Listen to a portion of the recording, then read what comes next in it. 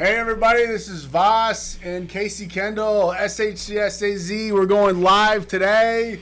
We're doing a new series of podcasts every Tuesday morning at 10 a.m. We still need a name. Yeah, we still need a name. So we're gonna maybe our audience can help us pick a name. Like that'd be great. I was thinking like Insurance Bros.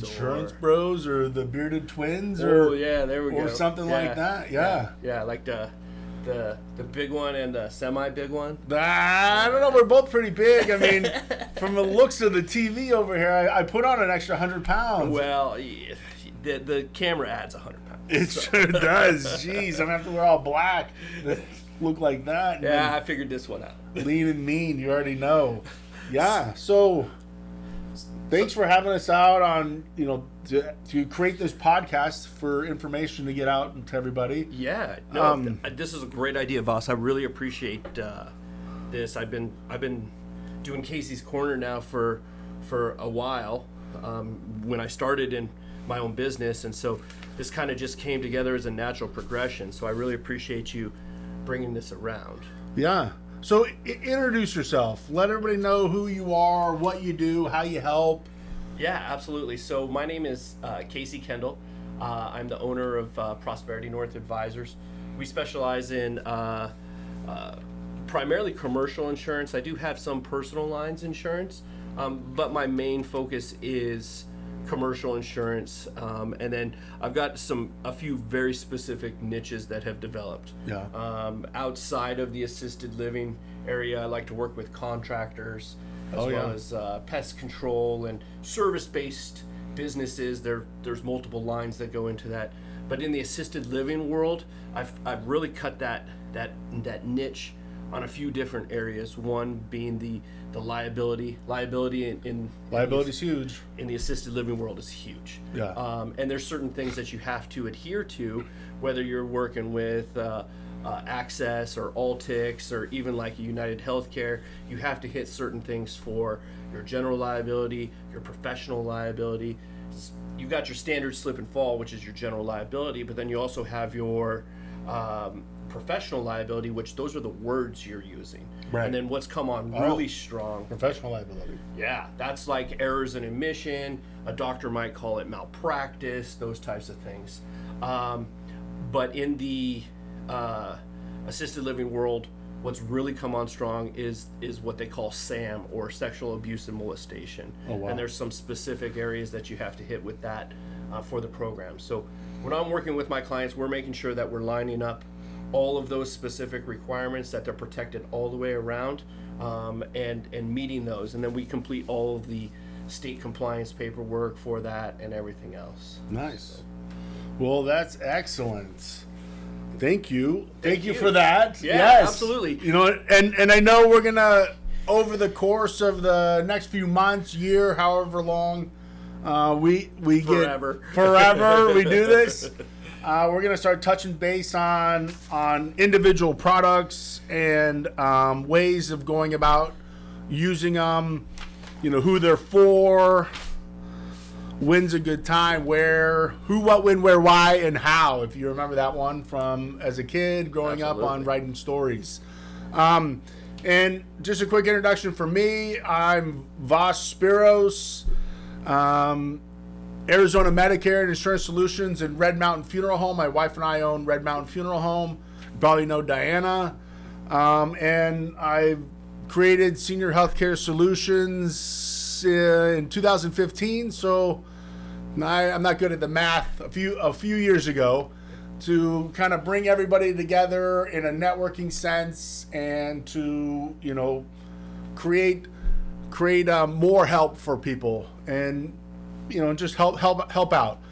As far as the Medicare goes, we do Medicare insurance plans, Advantage plans, supplement plans, but really there's a slew of options, and it's just finding the right one that fits each person. We also do funeral insurance, which we'll touch base on that as well. Planning for your funeral arrangements, getting them out of the way. Yeah, I think that Medicare space, I know nothing about that. No, it's very confusing. I took a test, right? And yeah. The amount of Medicare that I understand is pretty much what I would call like test Medicare. Like, Right. I couldn't tell you the difference between the plans. I think that's a great topic for today. Okay. And all right. If that's Yeah, okay. to really just break down Medicare, what that looks like, what the rules are. I know that there's some very specific rules, and that if you don't adhere to those rules, you can be either X'd out for like life, Well, or, right, yeah, or you at least can- that year. Yeah. There is some rules and some gray area, some black area there. So Medicare on a basic level, I guess, Yeah. would be a government program. Okay. So that's pretty cut and dry. So if you turn 65 and you're taking Social Security, then they're going to enroll you on Medicare. And Medicare is Part A and B. A is hospitals, B is for doctors. So Okay. kind of in that general area. If you're not on Social Security and you're still working, they're not going to automatically enroll you. You have to request to be enrolled into it. And if you're still working, I would suggest going with Part A and not getting B yet. That one you kind of want to determine how much you're paying for healthcare right now. Is it worth going on Medicare? Where do prescriptions come into that whole thing? Oh my gosh, yes. So once you go on Medicare, you need to get a Part D drug plan. Okay. Yeah. So That's a good way to remember it. D for drugs. D for drugs. Nice. Yes, that's the one. I think that's how I remembered it for the test. Yeah. So you need to get a drug plan. If you don't get a drug plan, you get a penalty for not having it. So you kind of want to have the plan once you are eligible for Part A and B. So once you go on A and B, you need to go on D. Okay. But Yeah. D is not required. D is required, but it's not part of Medicare Direct. So there's Okay. original Medicare Part A and B that you go on, and that's to have Medicare. But D is required in the sense that if you don't take it at the time you go on A and B, then every month you don't take it, you have to pay 1% of the average cost in penalties. Those are those hidden things that they That's don't right. tell you about. So if you're eligible for it, if you go on Part B but you don't take Part A, and then you want to get on Part A later, there's a penalty for going on it late. If you go on Part A and you don't go on Part B because you have work coverage, that's fine. But if you don't have work coverage and you don't take Part B, when you go on Part B, if you can't show credible coverage in the past, then there's a penalty for taking Part B late. Wow. So, you kind of want to have things in order before you make those decisions. But then if you go on Part A and B and not D because you don't take any drugs, and you're like, Yeah. I don't want to pay that, and 10 years down the road you need Part D for drugs, now you're going to take basically it's 33 cents times the number of months that you haven't had it is what your penalty will be for the rest of your life. Wow. Right. For the rest of your life. Right. Well, yeah. Yes, for the rest of your life. So you'll be paying that penalty plus your Part D prescription monthly plan. So if I Premium. understand this correctly, Okay. so the way that it's broken down is really like A and B is required. Those are government plans. Right.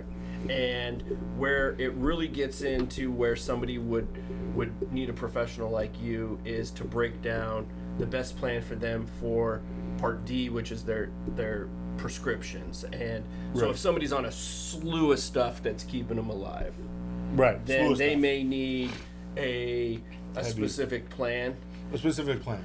Okay. Yes. But if they're like, you know what, I might take a one or two blood pressure or something like that, then is there a different plan that would work better for them that might be a little more economical? Or Right. is it one size fits all? No, there's a lot of options. So every company has about 2 or 3 different Part D plans if they offer a Part D plan.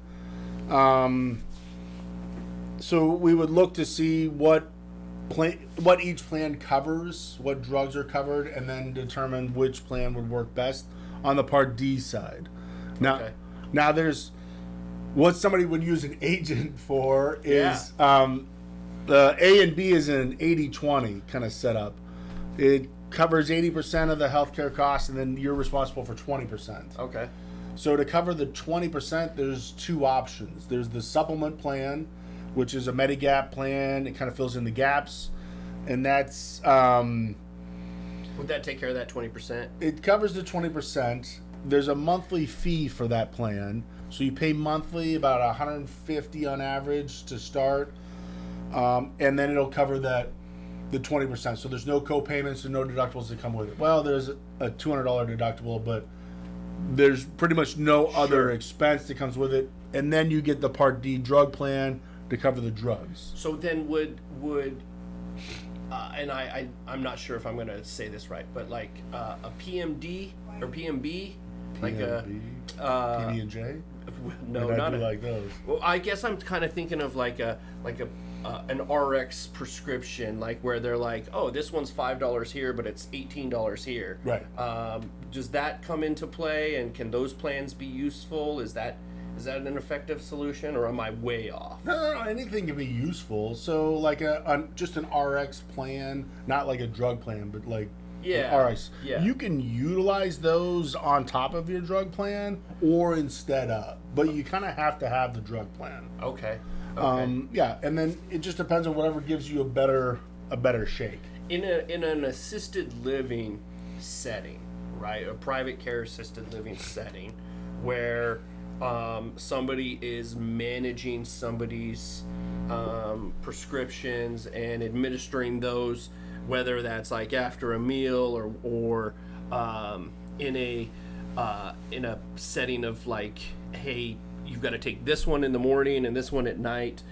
It works the same way, right? As far as them fulfilling the plan and administering that. Like, once somebody's on it, they're on it, right? Yes and no. So real quick, I'm going to touch base on the other option for the 20%. It's called a Medicare Advantage Plan, Part C. Oh wow! And that you don't pay monthly for this on average, but there's co-payments for service. But those plans include a Part D drug plan, and then there's no cost for the drug plan when it's included in the Advantage plan. Wow. So. Yes, when somebody gets on a plan, they can stay on it for as long as they want if it's still working for them. Every year, plans change, so it's always good to do, Medicare reviews. It's always good to review all your insurance every year. Yeah, absolutely. Because everything changed. I mean, when I meet with somebody who's like, "Hey, did anything change in your life in this past year?" I've yet to run into somebody that says, "No, nothing's ever changed." And if they have, they're lying. Right. So it's good to review the plans, but then some offer better drug plan coverage than others.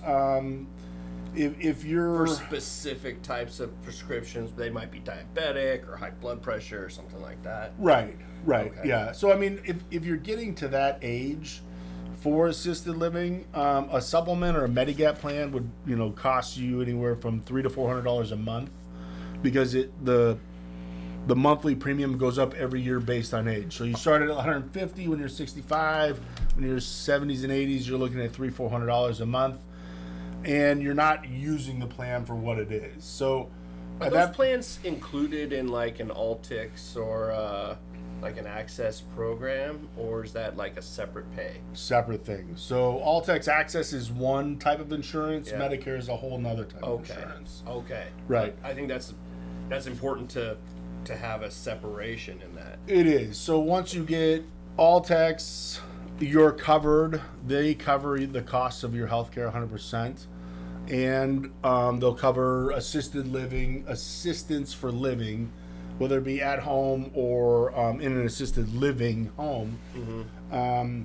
But then your Medicare is covered, your healthcare is covered. So at that point, they have plans specifically made, Advantage plans made for people on Altex, and different access levels that have all the healthcare benefits covered, but then they add in extra benefits like dental, vision, hearing, over-the-counter money, food card money, so different things like that. Wow. So at that point, you go on the All-Tex to cover your health care, and then you go on an All-Tex Medicare Advantage plan to give you a bunch of money back, in a sense, to cover your basic needs for living. Here's what I'm gonna say. Yeah, no, say it. Yeah. This sounds so complicated. Okay, yeah. That you absolutely have to have like a professional to walk you through. Yes. It is very complicated. So every year I mean, around... I have an insurance license. I know, right? Yeah. And I'm like, what the hell are you talking about? I don't even know what I'm talking. No, I'm joking. you know what? What I'm saying is this stuff can be so complicated, especially when you're in a situation of maybe diminished faculties. You're stressed out over retirement. Maybe you're even forced into retirement. Whatever the situation is, you need someone to say, nope, look, I got you. I understand your situation. I'm going to ask you about 20 questions and then really break it down for you and lay out the best plan for you. Right. And then if I understand it, then on an annual basis, we're going to meet to reassess those needs and really focus on you. And so then I guess a follow-up question might be, if you've got a husband and wife, are they on the same plan? Are they on a separate plan? Oh, yeah, no. You know what? Did I just break the internet? Yeah, a little. No, you know what? I have a few clients that are on the same plan just because they want to make it easier for them. Sure. Is it the best option for them? Probably not, but it works, and there's some PPO versions that kind of give you in and out of network, so couples can go on the same plan, but not often.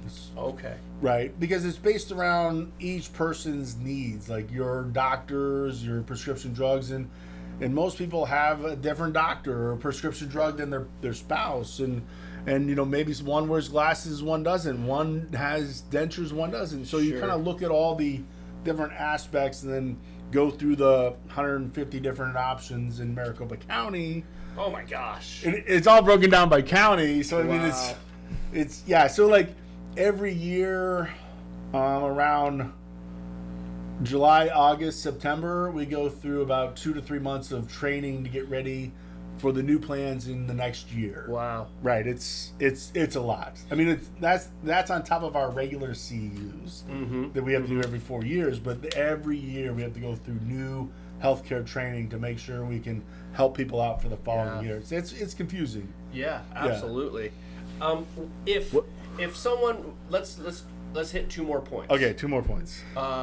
If someone were to want to say, hey Voss, I'm coming up on 65 and I need a plan, or my parents, I mean, you got baby boomers, I mean, we're kind of getting past where baby boomers are, I think on the tail end. Yeah. But I mean, that's still a huge percentage of the population. What's the best way to get a hold of you to talk about that? Because it sounds like it varies by you said county. It's going to obviously vary by state. Our audience is nationwide, so Oh wow, nationwide maybe is on your side. They are not. They're not. I'm not going to get sued or lose any appointments, but They're not. They're not. They're not. What's the best way to get a hold of you? Oh, just calling.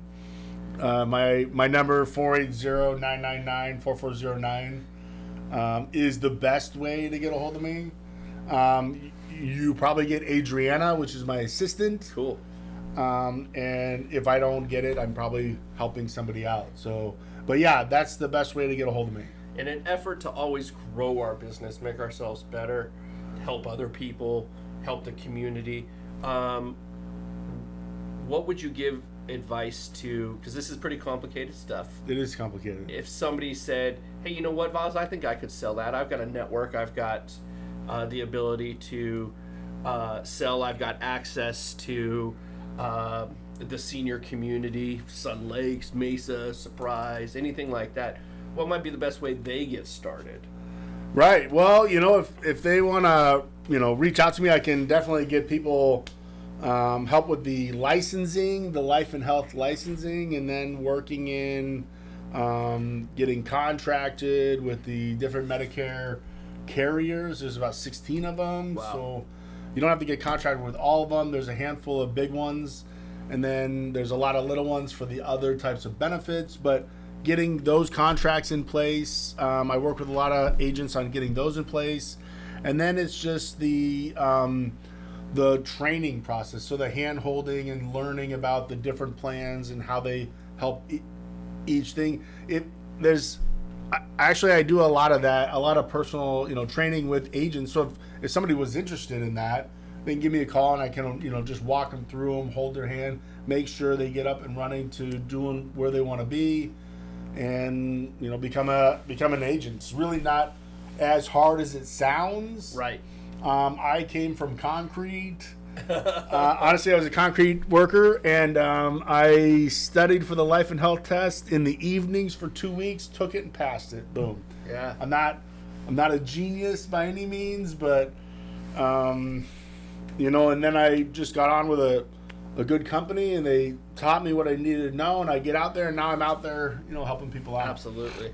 I did concrete too. Did you? Yeah. Yeah? Yeah. One of the best things that I ever did was I sold all of my concrete tools, a bucket of tools, Oh yeah. at a That probably was the best at a thing. garage sale, and those tools are expensive. Oh yeah.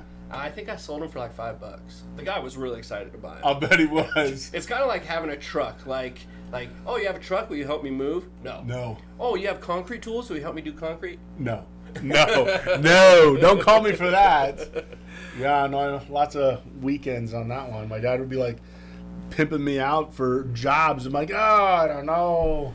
He's like, well, I already got you signed up, so you're going. I'm like, okay. Oh man, I think we could probably both regale each other with concrete stories. It's that's tough work, especially when you're tying iron and stuff like that. Yeah, that's no fun. You need the right Medicare plan after a career in that. And definitely a healthcare plan for that. I know that we had planned on talking about. Yeah, we're gonna. I don't think we need to. I think this is good. Okay. Yeah. Let's put it on the Put it on for the next one. So next week we'll talk more about you and what you do. Yeah. And the liability insurance, because I want to learn more about that. Really, I think that if we could focus on education. Education is good. And educating our audience and understanding where we're coming from and how we help and serve our community. I know that you're extremely passionate about what you're doing, not only on the Medicare side, but with your wife on the funeral side. I think that's super, super important. Right. I mean, because everyone's going to end up there. You know what? Yes. And we're all heading that direction. Right. No one's getting out of here alive. No.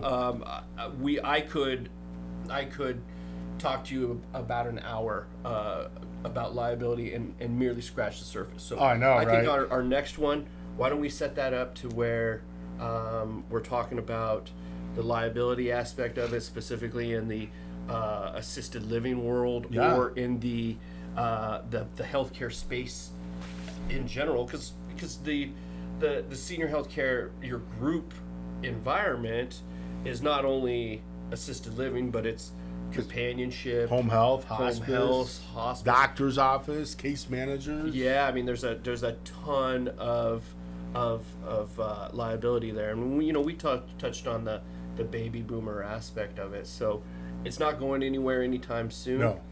It's only growing, and I think that if we can talk about this, educate our clients, or educate our base, bring on other professionals, and understand how they serve the community. I think absolutely, yeah. I think we'd be onto something there. That's good. Yeah, definitely. Bring on. So if anybody wants to join us and help educate the public, let us know. And if anybody has questions, put them in the comments, and we'll get to questions next week. I like that. So so whatever questions come up, we'll do a Q&A every week, based around the questions that came up from the previous week. Yeah. How about that? That sounds awesome. All right. That sounds awesome. Voss, this is great. This is great. I love Yes. it. I love it. I'm glad. really looking forward this to is this. Great. Yes. Yeah. Thank you. Awesome. Close us out. Yeah, don't forget to come up with a name for us if Yeah, you we want need to a throw name. in some ideas. We're going to try to create a little logo, put it in the background. Thank you for being part of our first podcast, and there'll be many more. So keep tuned for the next one next Tuesday at 10 o'clock, and then mark it on the calendar every Tuesday at 10 o'clock. Unless one of us are sick or dead, then I think we're going to be doing this. So, Voss Senior Healthcare Solutions and Casey. Prosperity North Advisors. All right. You guys have a great day, and thanks for joining in. Thank you.